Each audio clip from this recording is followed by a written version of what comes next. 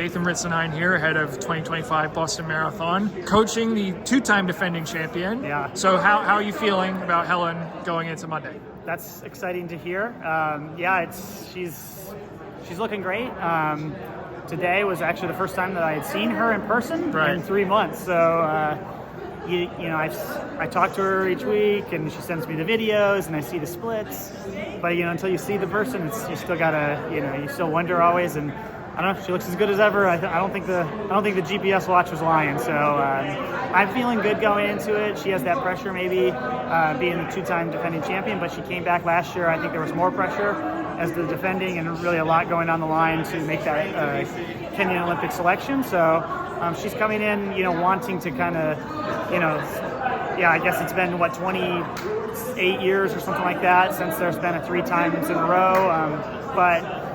And that's really it's a different world than it was back then. So if she can accomplish that, it's a pretty amazing feat. But I think for her, she doesn't think about it so much as trying to get a third one. It's just she just always wants to win. She's really an ultimate competitor, and that's why she came back here. It wasn't about going and chasing a fast time somewhere. It's try to win, Boston Marathon again. That's so important to her. Yeah. Well, I asked her, how's your fitness compared to the last 2 years? She says, oh, much better. So Okay. Is that what you think? Or? I think it is. Yeah. But they aren't the traditional routes that we've used. So to me, it's always, she's gotten better every week of the marathon block. And same thing though, every marathon with her 4 weeks out, I'm I just feel like I'm going to start pulling things out. She's fit, she's ready. But really the 3 marathons in 7 months last year was very hard, physically and mentally. So we had to take a very big break afterwards. And when she left, the last day before she left, we did a workout. It was the first real structured workout. This is probably early January.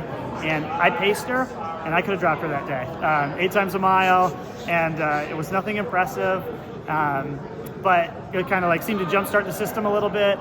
And she every week got better and better, and she's now done 3 40K runs that were faster than what she would do on the traditional route that we do in Boulder, and a couple 35K runs also faster, and then the track workouts now have in the last month gotten back to where she was 2 years ago when the speed was really good. So I don't see anything other than I hope she's been working on the fueling. That's the one thing I tell her every week. It's in the plan. I tell her, hey, you got to be taking drinks.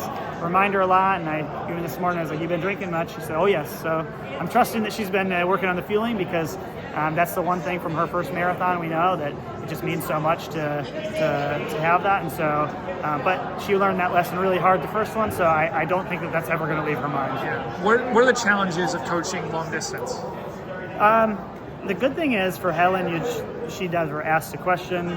She just does what's on the program, and so that makes it very easy. A lot of athletes, some of them much more, they want to know why they're doing it. They want to, maybe have more say in the, which I don't mind for some athletes, but it's very easy when you have an athlete like Yard's the same way. What's on the plan? Don't know until you look at it. She's very much the same way, so I know that she's just going to do it.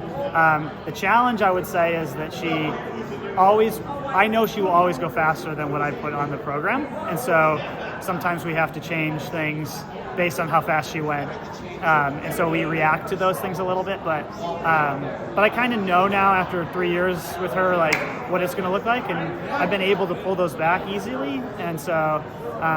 But that's the biggest challenge, and then I think really just it's always those little things, grabbing the bottles off the table, those things you can work on, and she had a lot of support there. I'd get these videos and have 10 guys pacing her, and by the end, I think a lot of them were beat up and destroyed because she only had 1 or 2 in the last videos. Yeah. But practicing those little things, that's always the thing that I worry if you're not right there to control. But now she's a veteran where she's had, I think, is this her 8th marathon? I'm not sure if this is her 7th or 8th, but all of them she's learned a lot, and she's gotten better, and she really knows what she's doing, and that experience is it's invaluable. And so a race like this should make the right decisions when it matters. I don't need to tell her as many of those things, I think, on a day-to-day basis. She just does them, versus the first marathons where it's you have to be there, eyes on all the time. And so even Paris, she was with Kelsey for 3 weeks in St. Moritz at the very end. Like, so you don't see her there, but she does all the right things, and so she's really learned the nuances of the marathon, and so that's made it easier actually.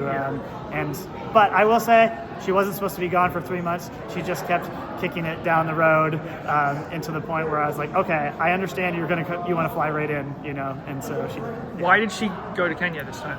Well, this is like first time since she's moved in 3 years that she's been there for more than 2 weeks, and I think she's just missed being home, and she did want to avoid the winter, and so I was okay with that, and then.